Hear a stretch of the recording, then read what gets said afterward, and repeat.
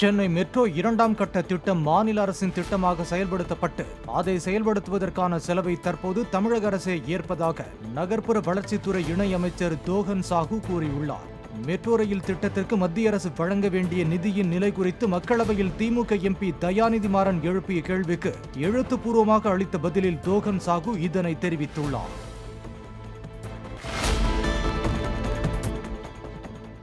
தேனி மாவட்டம் கோம்பைத்துளு கிராமத்தில் சுமார் 12 லட்சம் ரூபாயில் கட்டப்பட்ட அங்கன்வாடி கட்டடத்தின் சுவர் விரிசல் விட்டும் கதவு பெயர்ந்தும் ஜன்னல் கம்பி உடைந்திருந்ததால் தங்கள் குழந்தைகளை அங்கு அனுப்பப் போவதில்லை என பெற்றோர் ஆட்சேபம் தெரிவித்தனர். இதையடுத்து பால் காய்ச்சிய மறுநாளே புதிய கட்டடத்துக்கு பூட்டு போட்டு மூடிவிட்டு கடந்த ஓராண்டாக தற்காலிகமாக செயல்பட்டு வந்த அரசு பள்ளி கட்டடத்துக்கு அங்கன்வாடி மீண்டும் கொண்டு செல்லப்பட்டதாக பெற்றோர் தெரிவித்தனர்.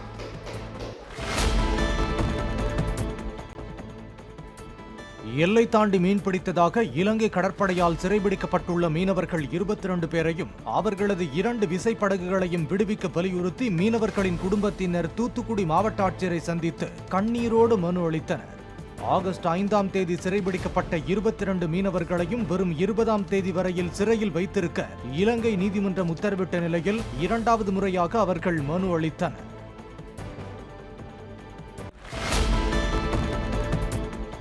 திருவண்ணாமலை மாவட்டம் கீழ்பெண்ணாத்தூர் வட்டாட்சியர் அலுவலகத்தில் அதிக அளவில் லஞ்சம் பெறப்படுவதாக வரப்பெற்ற புகாரை அடுத்து 10 நாட்களாக கண்காணித்து திடீர் சோதனை நடத்திய லஞ்ச ஒழிப்பு போலீசார் கணக்கில் வராத 56,000 ரூபாயை கைப்பற்றினர். வட்டாட்சியர் சரளா உட்பட 14 அரசு ஊழியர்களின் இணைய வழி பண பரிமாற்றங்களை ஆய்வு செய்ததில் கடந்த 6 மாதங்களில் 24 லட்சம் ரூபாய் பண பரிமாற்றம் நடைபெற்றது கண்டறியப்பட்டதால் அது குறித்து விசாரித்து வருகின்றனர். சென்னை திருவேற்காட்டில் கேஏஜி டைல்ஸ் நிறுவனத்தின் டைல்ஸ் கண்காட்சி நடைபெற்று வருகிறது. 1 லட்சம் சதுரடி பரப்பளவில் நடைபெறும் கண்காட்சியில் 2500 டைல்ஸ் டிசைன்கள் காட்சிப்படுத்தப்பட்டுள்ளதாக அந்நிறுவனத்தின் நிர்வாக இயக்குநர் முரளிதரன் தெரிவித்துள்ளார்.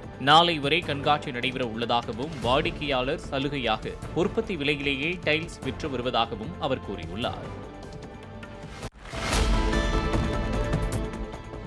திருத்தணியிலிருந்து அருங்குளம் கிராமத்திற்கு சென்று கொண்டிருந்த அரசு பேருந்தில் பள்ளி மாணவர்கள் படியில் தொங்கியவாறும் மாணவிகள் மற்றும் பெண்களை கிண்டல் செய்து வந்ததால் பேருந்தை ஓட்டுநர் சாலையோரமாக நிறுத்தினார். தகவல் அறிந்து போலீசார் வருவதை பார்த்ததும் சில மாணவர்கள் பேருந்திலிருந்து இறங்கிவிட மற்ற மாணவர்களை போலீசார் எச்சரித்தும் அறிவுரை வழங்கியும் பேருந்தை அனுப்பி வைத்தனர்.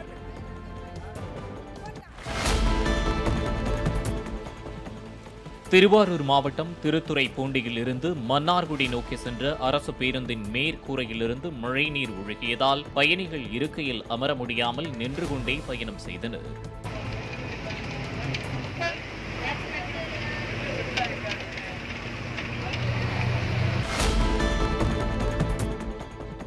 எல்லை தாண்டி மீன்பிடித்ததாக மேலும் 35 தமிழக மீனவர்களை இலங்கை கடற்படை கைது செய்துள்ளது. பாம்பன் வடக்கு மீன்பிடி துறைமுகத்திலிருந்து கடந்த செவ்வாய்க்கிழமை புறப்பட்ட 4 நாட்டுப் படகுகள் மற்றும் அதிலிருந்து 35 மீனவர்களை நேற்று மாலை இலங்கை கடற்படை சிறைபிடித்து புத்தளம் மாவட்டம் கல்பிட்டி கடற்கரை முகாமில் வைத்து விசாரணை நடத்தி வருவதாக மீனவ சங்க நிர்வாகிகள் தெரிவித்தனர்.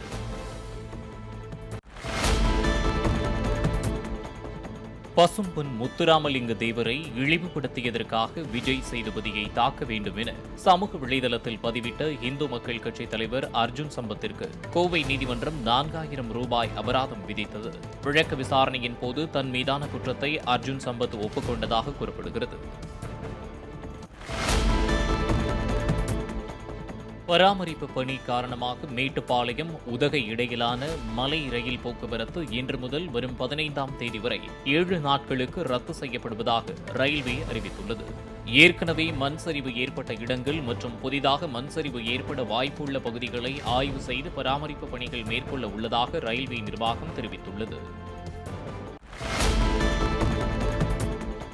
ராமநாதபுரம் மாவட்டம் கடலாடி துணை மின் நிலையத்தின் உதவி செயற்பொறியாளர் கணேஷ்குமாரையும் வணிக ஆய்வாளர் முத்துவேலையும் லஞ்ச ஒழிப்பு போலீசார் கைது செய்தனர். புதிய வீட்டிற்கு மின் இணைப்பு கொடுக்க 4,000 ரூபாய் லஞ்சம் கேட்பதாக ராஜநாதன் என்பவர் அளித்த புகாரின் பேரில் அவர் மூலம் தாங்கள் கொடுத்து அனுப்பிய ரசாயனம் தடவிய ரூபாய் நோட்டுகளை வாங்கிய போது இருவரையும் கையும் கிழவுமாக கைது செய்ததாக லஞ்ச ஒழிப்பு போலீசார் தெரிவித்தனர்.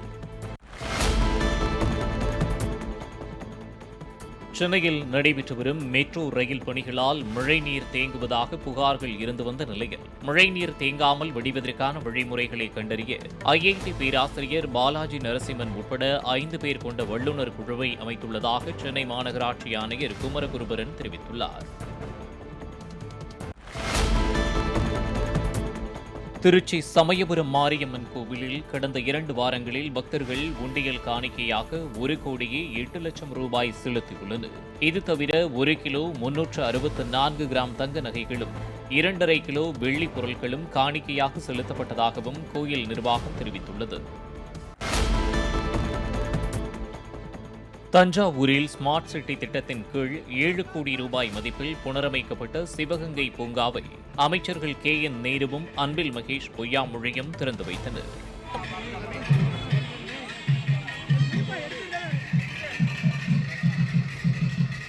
பூங்கா மூடுறதுக்கு முன்னாடி 2018 வனவிலங்குகள்லாம் இருந்துச்சு, அது இல்லைன்னாங்க. ஆனால் இப்போ நீர் சறுக்கு விளையாட்டு, அந்த தொங்கு பாலம், படகு சவாரிலாம் இருந்துச்சு, அதெல்லாம் எல்லாமே ஓப்பன் பண்ணுறீங்க.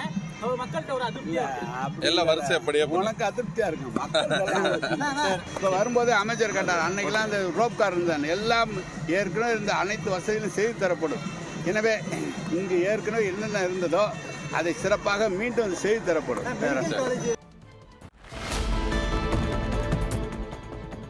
பல்லடம் அருகே கலைஞரின் கனவு இல்லம் திட்டத்தின் மூலம் வீடு கட்டும் 241 பயனாளிகளுக்கு திட்டப் பணிகளுக்கான ஆணைகளை அமைச்சர் மு.பே. சாமிநாதன் வழங்கினார். பின்னர் செய்தியாளர்களை சந்தித்த அவர், நாடாளுமன்ற தேர்தலில் வெற்றி பெற்றதைப் போலவே வரும் சட்டமன்ற தேர்தலிலும் திமுக வெற்றி பெறும் என்றார். நாடாளுமன்ற தேர்தல் போல முடிவுகள் தொடர்ந்து திராவிட முன்னேற்ற கழக சாதகமாக வரவும் இருக்கிறது.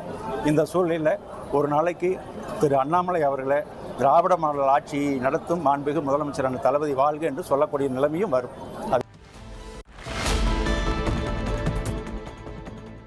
ராசிபுரத்தில் இருந்து சேலத்திற்கு 50 பயணிகளுடன் புறப்பட்ட அருள்முருகன் என்ற பேருந்து தாறுமாறாக செல்லவே சில பயணிகள் அதிலிருந்து இறங்கி போலீசில் புகார் அளித்தனர். உடனடியாக டிஎஸ்பி விஜயகுமார் தனது வாகனத்தில் சுமார் 1 கிலோமீட்டர் தூரம் விரட்டிச் சென்று அந்த பேருந்தை முடக்கினார். ஓட்டுநர் சிவகுமார் மதுபோதையில் இருந்ததோடு குளிர்பானத்தில் மது கலந்து இருக்கையின் அருகே வைத்திருந்ததும் தெரியவரவே பேருந்தை பறிமுதல் செய்தனர்.